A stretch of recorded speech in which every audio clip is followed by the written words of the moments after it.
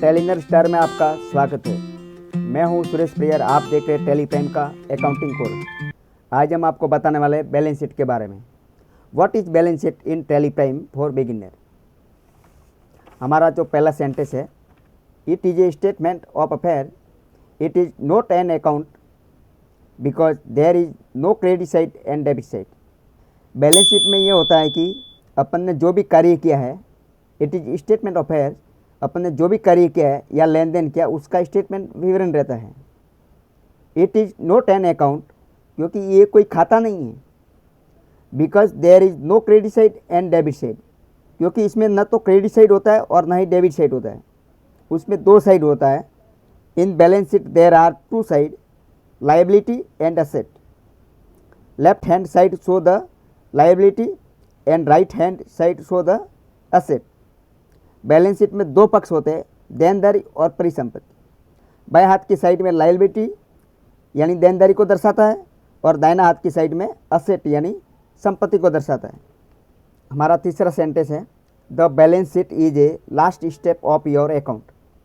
After closing the balance sheet we get the detail information related to the company capital, company loan, current liabilities, fix asset, investment, current asset.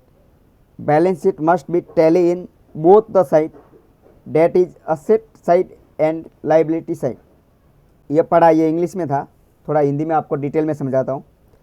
हमारा account का आखिरी step balance sheet होता है।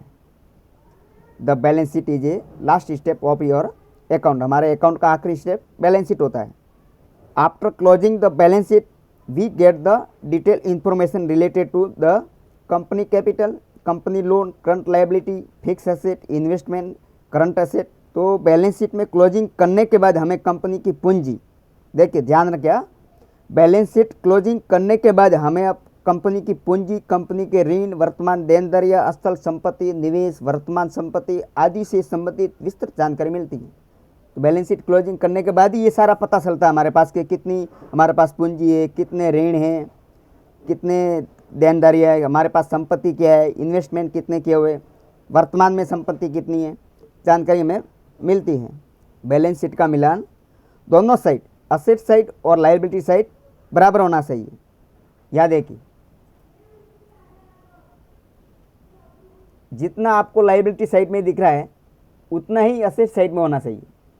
ये देखिए, यहाँ पर 34,17,983 रुपये है और उधर भी उतना ही है। जितने आपके पास देनदारियाँ होगी उतनी ही आपके पास पैसा आवक होना चाहिए, उतनी आपके पास संपत्ति होनी चाहिए। बैलेंस शीट बनाने का यही फायदा है। और चौथा सेंटेंस है हमारा, on the basis of balance sheet company manager take the proper decision about their company. देखिए, बैलेंस शीट के आधार पर कंपनी मैनेजर अपनी कंपनी के बारे में उचित निर्णय लेते हैं कि हमारी बैलेंस शीट कैसी है, बैलेंस शीट बराबर है या नहीं। अगर बैलेंस शीट बराबर नहीं है तो कंपनी मैनेजर बोलेंगे कि ये तो उसमें कुछ गड़बड़ है।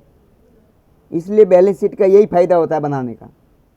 5 नंबर सेंटेंस है, we can open new branches और new plant of your company on the basis of balance sheet. देखिए ध्यान से सुनिएगा, हम बैलेंस शीट के आधार पर अपनी कंपनी की नई शाखा या प्लांट खोल सकते हैं। अगर आपकी बैलेंस शीट बराबर है तो ही आगे दिमाग काम करेगा नहीं कि हमें और क्या करना है।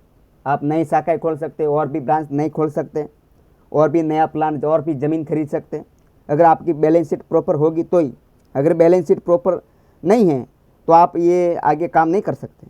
और हमारा 6 नंबर है, on the basis of balance sheet company declare dividend to share holder and interest to debenture holder. Balance sheet के आधार पर कंपनी शेयरधारक को लाभांश और डिबेंचर धारक को ब्याज की घोषणा करती है।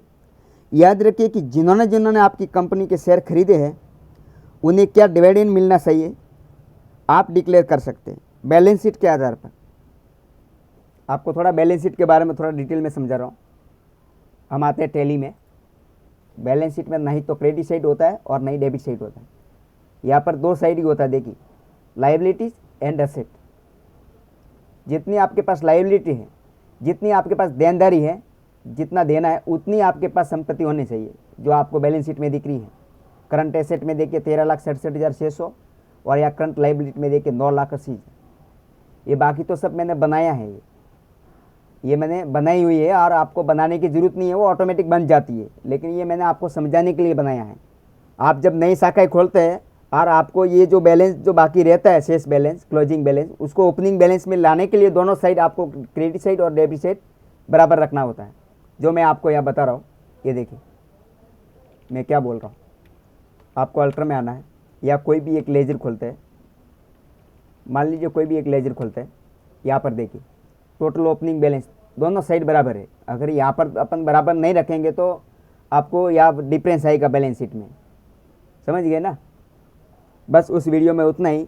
मुझे लगता है आपको वीडियो समझ में आ गई होगी। अगर वीडियो समझ में आई है तो हमारे चैनल टेलीनर स्टार को सब्सक्राइब करें और साथ में दिए बेल आइकन पर क्लिक करें ताकि हमारे वीडियो की नोटिफिकेशन आप तक जरूर पहुँचे। Thank you for watching. मिलते हैं नेक्स्ट पार्ट।